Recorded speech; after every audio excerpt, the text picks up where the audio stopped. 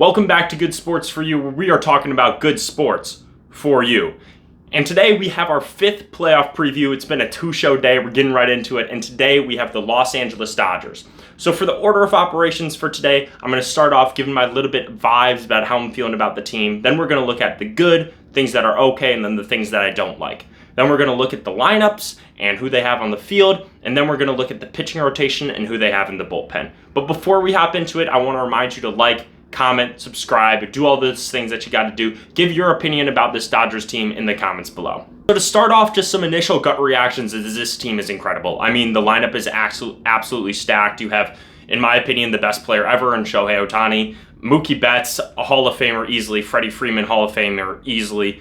On the pitching side, you're just as strong. You have multiple former Cy Young winners. You have Clayton Kershaw, who again is one of the best to ever do it. Obviously, he's slowed down.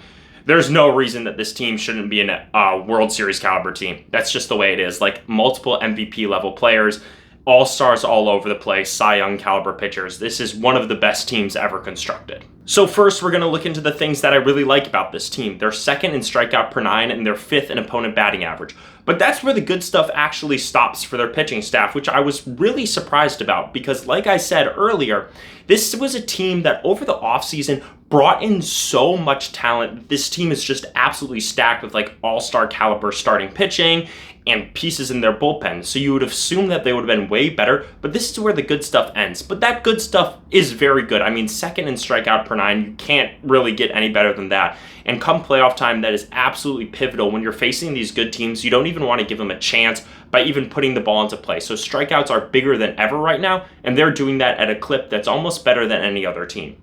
Next, we're going to look into a little bit more of the hitting aspects, and this is where this team obviously thrives. They're second in runs scored, second in walks, second in home runs, sixth in batting average, fifth in on-base percentage, second in slugging, which accumulates to second in OPS. I mean, there isn't really a ton to say about this lineup. I mean, it's absolutely stacked from top to bottom.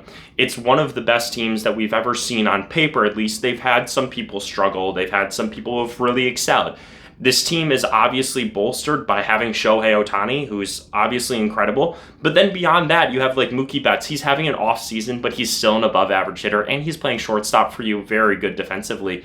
So, I mean, the whole entire team, the whole entire roster, there isn't a weak spot in this whole entire lineup, and you can see that just looking at the stats. Like I said, I mean, it doesn't matter if you're a traditionalist and you're like, I like looking at batting average. Great, they're fantastic in batting average. Or you say, I want to look at the little more things that are a little more new age, like OPS and on base and slugging. They're fantastic at all that. Whatever angle you decide to approach this lineup from, they are good at everything. And that's what's led this team to be so dominant as it is. Next, we're going to look at things that they're only okay at. They're 15th in terms of least strikeouts hitting-wise, which is fine. It's middle of the road. Obviously, you want that to be better. I mean, there's not a lot of ton to say about that. Like I was saying with their pitching, more strikeouts when you're pitching are better. So if you're going to be a team that's striking out a decent amount, especially when you're in the playoffs and you're going to be facing really good rotations, you don't love that. You want to be at least putting the ball into play to try to score some of those runs. And speaking of runs and running, they're only 10th in base running runs, which you don't love at all. If you've watched the other playoff preview videos, I've been a huge proponent of just taking advantage of the extra bases, trying to steal stolen bases. It puts pressure on the defense if they know you're trying to run and extend like a single to a double to a triple, or whatever it is. And then it also puts pressure on the pitching because they know that you're not afraid to take the extra base. And in the playoffs, all those things just get magnified. Putting pressure on the opposing defense, putting pressure on the opposing pitching, you absolutely want to do that. So I don't love them being at 10th, but obviously it could be a lot worse. When looking at the pitching side of the ball, they're 10th in least amount of home runs allowed, which I think is really solid. And I mean, I've emphasized this in videos in the past that home runs is so important in the playoffs. So in order to limit those home runs, that's huge. Obviously, you want it to be better, but I think 10th is really a fine place to stay, especially considering how potent this lineup is. They're 15th in strikeout to walk ratio, they're 17th in team ERA, and they're 14th in WHIP.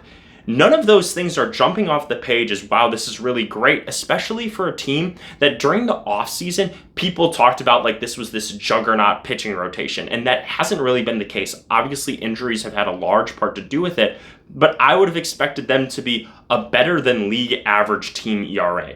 I mean, I just find it kind of unacceptable for the Dodgers to have this like $1 billion roster and they can't even have a league average pitching staff. I just don't get that.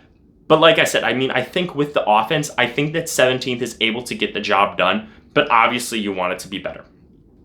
And then on top of that, they're 10th in fielding run values and they're 19th in outs above average. So their defense, I mean, defensive metrics are so shaky right now just because they're so new. So on the one hand, it's like they are an above average defensive team. And then on the other hand, it's like they're not really an average defensive team even. So it's like, where do you draw the line? Defense needs to be strong in the playoffs. Like if you make mistakes, like it is going to hurt your team a lot. And for a team like the Dodgers, I mean, we just looked at it. Their pitching staff has not been all that. You need your defense to pick up the slack. So if your defense can't pick up the slack for this average pitching staff, it's going to only lead to disaster in the playoffs, quite frankly. And then the final thing is they're only 38 and 33 above teams over 500. So they haven't faced a lot of really strong opponents. Most teams that you look at, they're going to have 40 plus wins against teams that are above 500 and even 40 plus losses. And a part of that is because, I mean, they've had to play like the Rockies. If we're being 100% honest, like the Rockies are an abysmal team, so they had to play them a lot more because they're in the West. So I'm not going to punish them for a weak schedule, but I think it's just something that, like, it's definitely worth a look because you're not going to be facing the Rockies in the playoffs at all. Two things that I noted as their bad things, like this is such a quality team that it was hard to find things that they're truly bad at. But what I will say is they're 21st in stolen bases. Like I was saying earlier about base running runs, you want to be putting pressure on the defense and on the pitching. You want those stolen bases numbers to be higher. But what I will say is because their base running value has been so high, that leads one to look at it that they are making the right decision most of the time. They're not forcing their stolen bases, which is a good thing. So you look at this stolen base number as bad because they're 21st, but in reality, it's like probably in that okay slot. But because it's in the bottom 10, I felt obligated to put it in the bad slot. And then they're 25th in walks per nine. That is a major concern. That has been a huge part as to why their whip is so high and even why their ERA is so high. Allowing free passes in the playoffs just isn't going to slide. You need to do better than that. Basically, cut and dry. So next we're going to be looking at the lineup. The thing that I will say about the Dodgers lineup, unlike the Blue Jays in the last video, is it is pretty boom, boom, boom, this place here, this place here, this place here. You got one guy basically for each spot. At catcher, you have Will Smith. Will Smith is one of the best catchers in the National League, although I will note that he is currently hurt right now. They're eyeing up a return from him, but you can never be too cautious with things that are injuries and stuff like that. So right now, as their backups, they have Dalton Rushing, and he's been fine. Like, he's a rookie catcher. Obviously, you want Will Smith behind the dish. He's one of the best hitting catchers that we've seen in a very long time, and he has made dramatic strides defensively as well. At first base, you have Freddie Freeman, former MVP winner, future Hall of Famer, one of the most consistent bats ever. He's a playoff performer. He does everything that you need to do. I don't really think we need to talk about him a ton. Over at second base, you got it split between Miguel Rojas and Tommy Edman. Both those players are fine. They can play a little bit of everywhere, which you really appreciate. At third base, you have Max Muncy. Max Muncy was injured a little bit before, and he's also taken some days off recently, so hopefully he can nurse himself back to health. Max Muncy, once again, I mean, he's been with this Dodgers team for a long time, so he has the playoff experience that you want to see. Over at shortstop, you have Mookie Betts. Mookie Betts, one of the best players ever. He's had a down season this year offensively, although his down season is still a positive season in terms of offense. He still has a positive OPS plus. And also, he's moved from the outfield to second base to shortstop, and he's still playing a plus shortstop. He's just a ball player at the end of the day. He seems like a great clubhouse guy, and he knows what it's like to win a World Series for multiple different teams, so he can bring that positive experience to this squad. I mean, this squad has so much playoff experience. It's like, oh, another dollar on top of my $1 million pile. You know, it's like, yes, it's a plus, but does it really matter? And then over in left field, you have Michael Conforto. Michael Conforto has been the weak spot in this lineup. He's not been good, point blank period. When you're looking at the squad, he's kind of like the black sheep because everyone's good and he hasn't been this year. He has experience and like he used to be good, but he just hasn't been this year.